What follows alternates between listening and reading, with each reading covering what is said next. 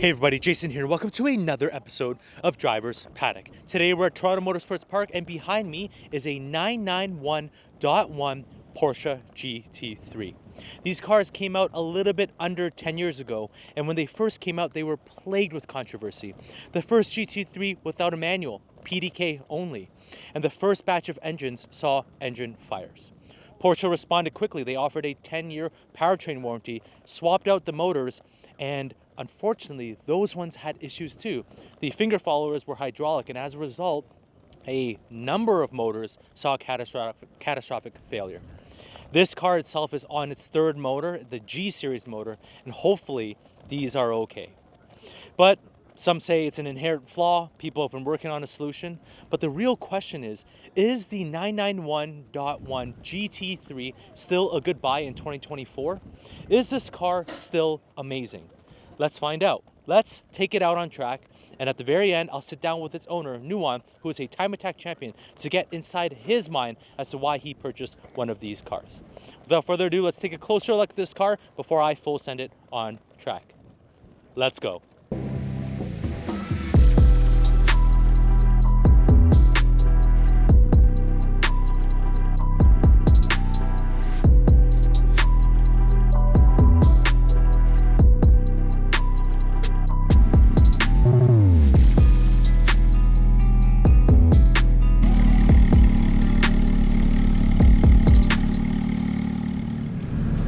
Okay everybody, Porsche GT3 991.1.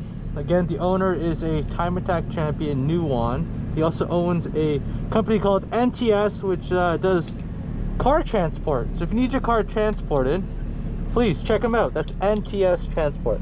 Got it in PDK Sport, sport suspension exhaust, ESC off, ESC and traction control off. Of course, manual shifting. Turning off the AC here. Alright. Let's see what a 991.1 can do. There's a lot of traffic today, but I will try my best to put down a decent lap. Here we go.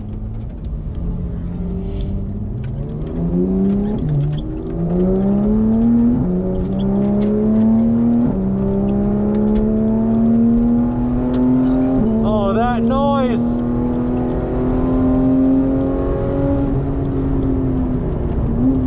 Brakes are really good.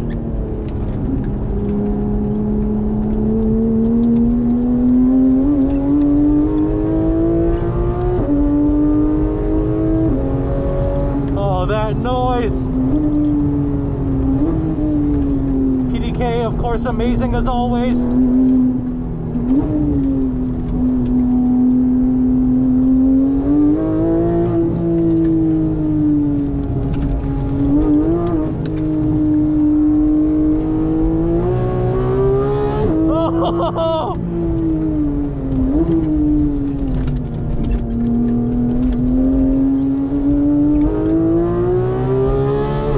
Little bit of front end push.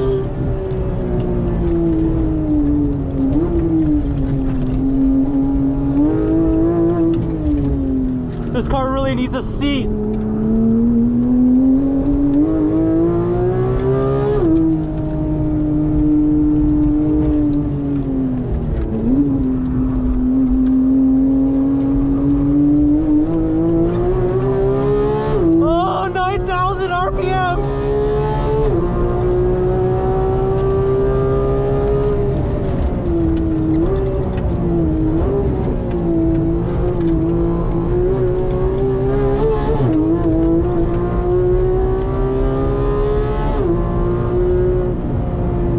There's too much traffic today. I'll try to find a clean lap before the tires are done, but the pace difference is just too big.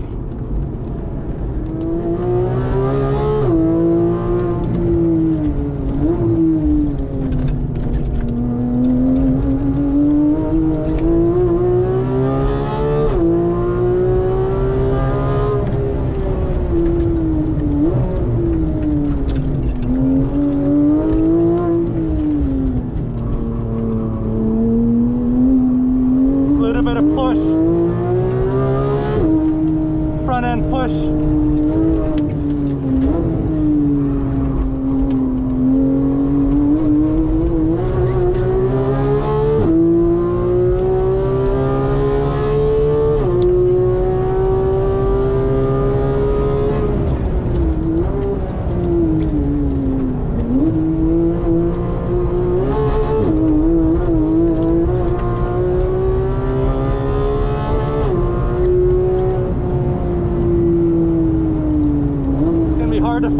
guys, but what an amazing experience.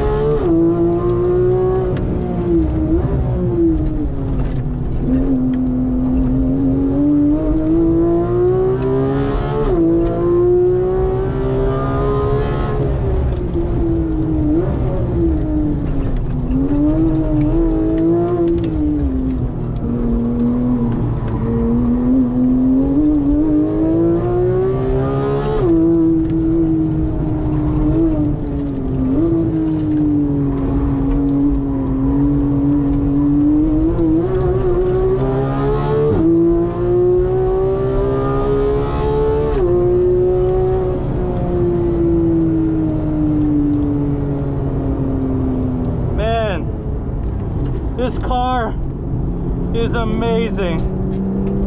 It is so good.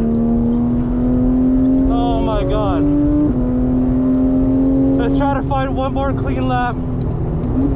I've sort of calibrated to it. I think the tires are pretty much shut, but let's try to go again. Wow. All the way to 9,000 RPM.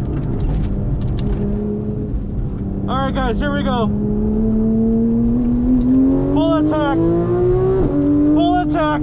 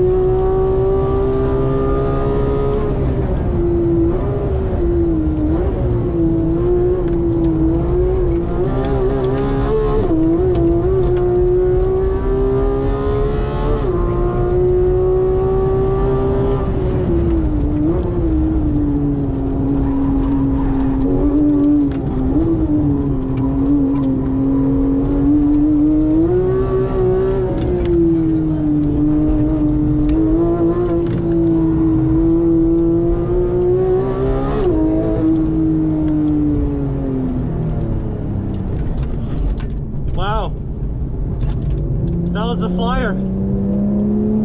That was the flyer. Tires are shot.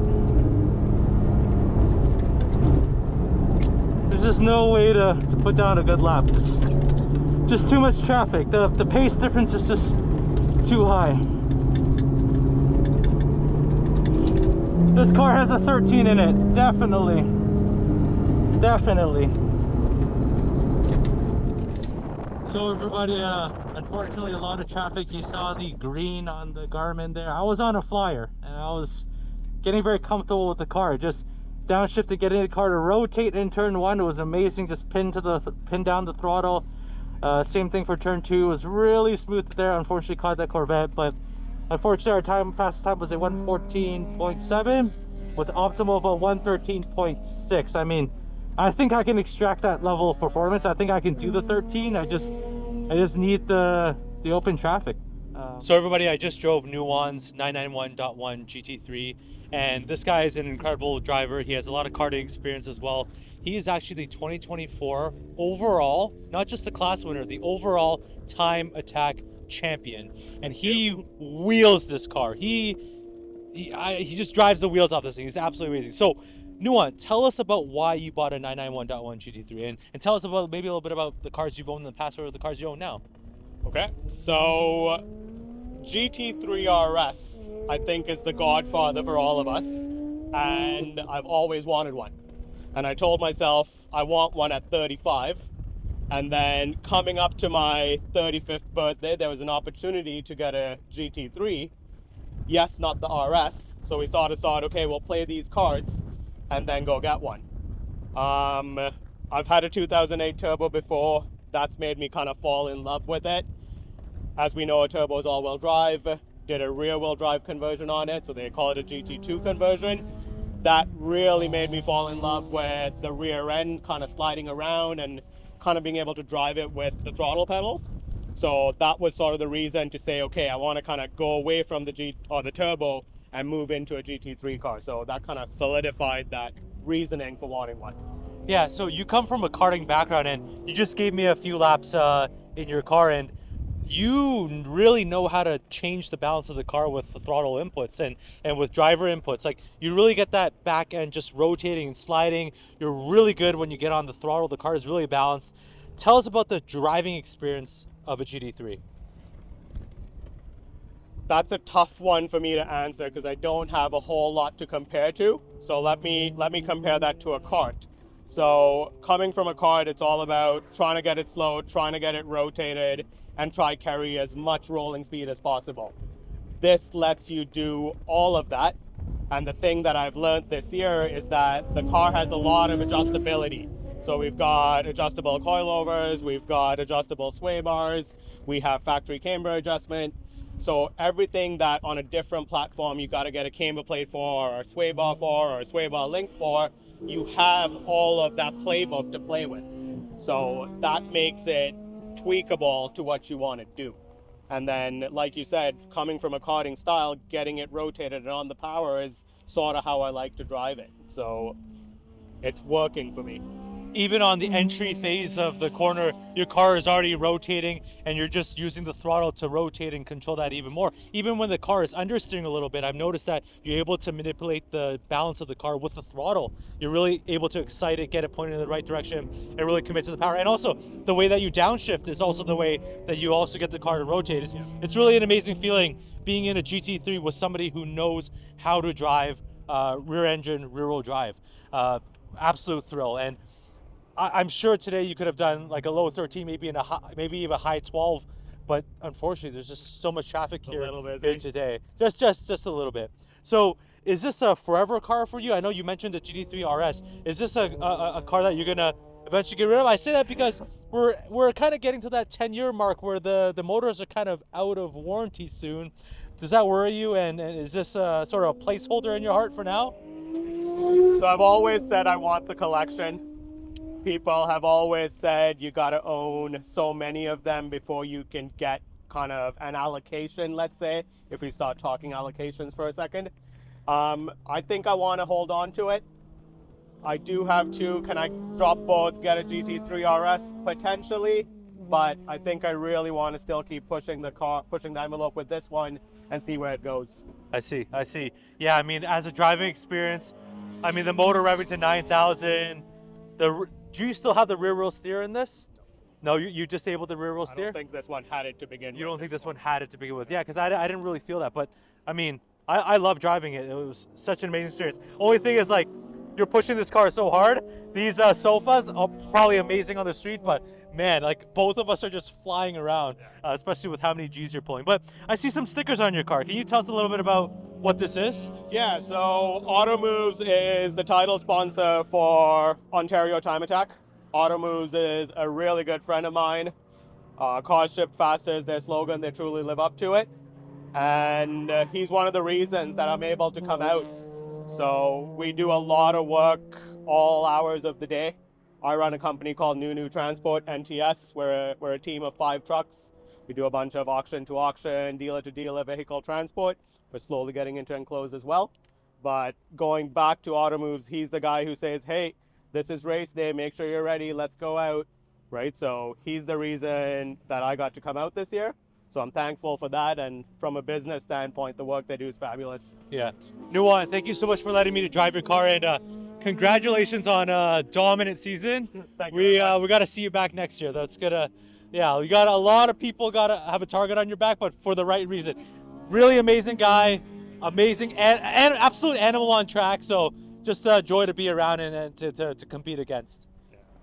So everybody, it was an absolute crazy day of filming. I filmed 10 cars in 7 hours, and I wish I had more time in the GT3, but I still had an absolute blast. And so here are my final thoughts. I want to start with this. Randy Popes has a video on YouTube called I Set the Road Atlanta Lap Record, where he talks about 991.1s, .2s, and the GT2 RS. And so he describes the 991.1 as a nervous, tail-happy car. He says it has a lot of entry oversteer, it's twitchy and dicey, and it's loose and bounced around a lot. But he describes the 991.2 as extremely stable, and he kind of explains the reason why. If you know, Randy Popes actually used to be a Porsche test driver. But a number of Porsche test drivers, especially for the 991.1, he explains, they came from a karting background.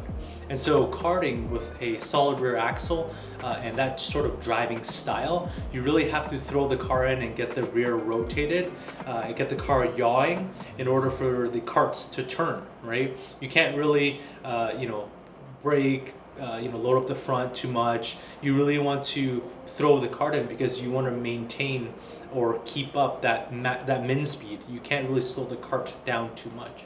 And so he was saying how all these test drivers came from that background, and as a result, the 991.1s felt very twitchy. They felt very loose. And bringing that back around to Nuwan with his karting background, and you can sort of see in his setup, rear sway bar to full stiff, front sway bar to full soft, and his car is actually a little bit raked as well, meaning the rear is just a little bit higher than the front nose is lower, and so that car is it rotates very well, right? If you throw the car in, even if you sort of brake and turn in, or if you downshift, the rear end wants to come out very quickly, and once the car is pointed in the right direction, you just sort of commit to the throttle.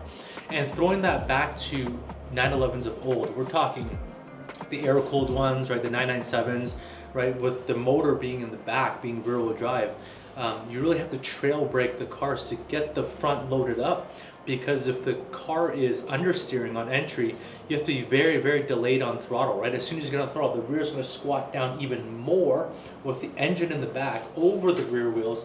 It's going to push more and more and more and more and more. So that's why it's so important to get rear engine cars like 911s rotated earlier on, such that you can really get on the gas, have the rear squat down, and have it sort of push you out of the corners. Again, it's a beautiful thing watching air-cooled 911s go around tracks, right? They just throw them in, they have a little bit of counter steer, just kind of sliding beautifully through corners. Now, I say all this because, well, I do agree, I've driven 991.2s and 992s as well, and the thing is, yes, they're extremely stable, I agree with them, but I also understand the 991.1 setup like this, right? You want it to slide, you want the rear to come around, you want to point and shoot, because 911s have such big rear tires, right? Like 315s, 305s, 335s in the RS, right? And then such a small front tire as well. You really need to manage the front end, again, or get it rotated and point and shoot. trail braking them or having the rear come around, steering with throttle, sliding through the corners. I get it, I get it. And so from Nuance background to the car setup, the car was a real thrill to drive. I just had to get used to it very quickly. Again, I only had 5 laps in the car, but towards the end, yeah, you can really use the chassis. You can really manipulate the chassis with driver inputs to get the car to point in the right direction. Again, just commit to the power. And that the power band is so linear such that it doesn't really upset the car. Yes, if you like get on the gas extremely aggressively, yes, the rear does kick out as well, but it's not gonna bite you like a BMW would, like getting really big yaw angles. It doesn't really do that unless perhaps if you lift, and then that pendulum effect that might come around. But still very approachable, very fun. Motor screaming to 9,000.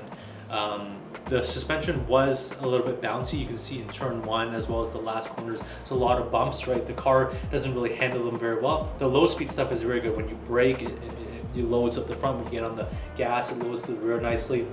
Laterally, it's really good. It likes to, again, it dives, it squats, it rolls just the right amount. But those high speed bumps, I just feel like it just was, the low speed compression was not damped enough, so it would compress very quickly, and the rebound was also very quick, so it made the car a little bit jittery over bumps. But again, Toronto Motorsports Park is an extremely bumpy track. I'm sure on a big GP track, on a smooth track, it would be totally fine, but even attacking curbs, like it didn't feel like the suspension was keeping the tire on the ground with one stroke. It was like 1 or 2 strokes. That's why I feel like it was a little bit underdamped. And so the original question at the beginning of this video was, is the 991.1 GT3 still a good buy in 2024? In Canadian dollars, you can have them around the $150,000 mark, and that's very similar to a 718 GT4. The GT3 991.2s are 200 plus. The RSs are getting close to $300,000. So it's quite the price difference between them. I know, of course, everybody wants that 4.0 motor. A lot of people prefer a manual, but that doesn't mean that the 3.8 screaming to 9,000 is not an amazing motor. It sounds great, and that doesn't mean that the PDK is bad. It's also really, really good. But personally speaking, I wouldn't purchase a 991.1 just because of the looming motor issues, right? But hopefully the aftermarket can figure it out, because it is really an expensive fix, right? If you have the money, if you have the deep pockets to shell out the money if the motor does fail, as they are out of warranty, right? Very close to 2024. They came out in 2014, so some of them are out of warranty. If you can stomach that, an amazing car.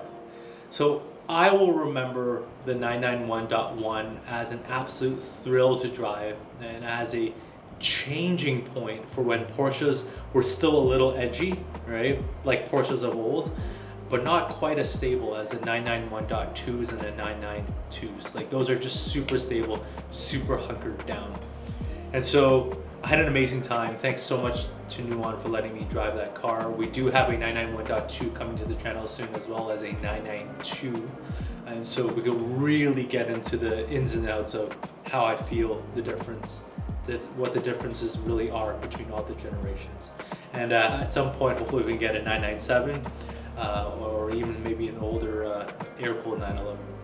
So everybody, thanks for watching, and thanks for coming along my journey to become the best driver that I can be. And again, what an amazing car, 991.1 GT3.